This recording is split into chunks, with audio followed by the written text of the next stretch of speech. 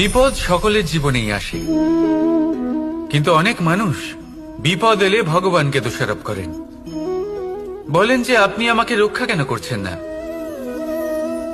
আপনার প্রতি আমার মনে অপার ভক্তি, সর্বদা আপনার জপ করি, তাও আপনি না আমাকে এই বিপদ মুক্ত হওয়ার কোনো পথ দেখাচ্ছেন, না এই বিপদ থেকে আমাকে বের করছেন।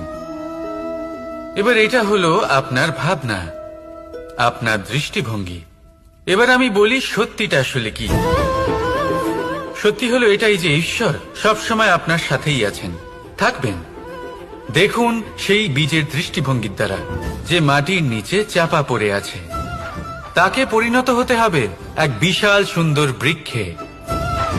তা তখনই হবে যখন তা ভাঙবে, ভাঙবে তখনই যখন সে উত্তাপ পাবে। উত্তাপ কোত্থেকে পাবে? সূর্যের তাপ থেকে।